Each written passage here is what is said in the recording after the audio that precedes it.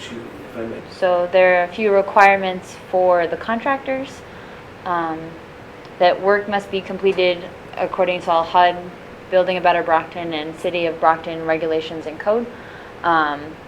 Because of the HUD stipulation, again, the Davis-Bacon Act applies, and that means that workers have to be paid prevailing wages. And there's a list on the left-hand side of this slide that says for the City of Brockton what the wages are for electricians and carpenters, metal workers, and masonry workers. I think that's all of them. There might be another one there. And it's not necessarily a union wage, but it's the prevailing wage. So in some cities, there's a chart online that shows various cities across the U.S. Sometimes it's higher than union wages, sometimes it's lower. So it varies. I don't know what the determinant is, but they're available online. And again, you'll receive that documentation when you receive your paperwork for the second part of the application, so that you can look over it, you understand what's going on, and the contractor hopefully will understand it as well and file their paperwork accordingly, which is the next point. So there's a lot of paperwork that goes into the filing for making sure that everyone gets paid appropriately. And again, Peter knows more about this than I do. And then anyone that is hired in order to work on the Facade Improvement Program, the employer must advertise the job in the City of Brockton and with CareerWorks. Does everyone know what CareerWorks is? Does anyone know what CareerWorks is? We got 1, 2. I know. CareerWorks is located just across the street, and they are an organization that works with residents of Brockton to find jobs. They have training sessions, they have job postings, they have classes, they do English as a second language. There's a subset of it that's youth works for students and for youth that are looking for work and developing their skills. So they hold, again, classes and kind of internships, and they work with the Brockton residents as a resource for finding work and improving their skills so that they can find work.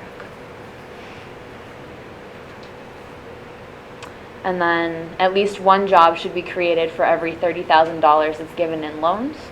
So if there's a really big project, we would hope that a contractor would need another employee, whether they be the physical worker or they work in the office on the project. Because the whole point of this is not just to make the city look good, but to bring jobs to the area and to make, or to bring, money back in by people who live here, working here, and then hopefully having the businesses come back so they can spend and keep that cycle going. I think that's the last one. So for more information, Peter Engels is the guy to contact here at Building a Better Brockton, well actually upstairs at Building a Better Brockton, 50 School Street. Phone number 508-586-0021. His email address pengels, ENGELS, at buildingabetterbrockton.org. Or you can visit our website, brockton21.com or brockton.ma.us. So that is the end of my presentation. So at this time, if anyone has any questions, we're more than welcome to answer them. I'm Peter Engels, and you have my email address. And let me just add a couple of things. Is that this is a matching program, and we would really like to see it get off the ground. The city has committed $200,000 in CDBG money to this program. If it takes off, there is more money available. It isn't limited by $200,000, but the $200,000 is the first blush. To speak a little bit about the employment, Community Development Block Grant Funds has an employment criteria built into it, and simply that means the contractor that does your work is going to have to advertise. You can resolve the contractor that does your work should advertise with careers if they're going to hire anybody from a laborer on down. They just can't hire just their brother. They have to advertise the job. Davis-Bacon, basically each job will be given, at the time the work begins, you'll be given a Davis-Bacon wage determination.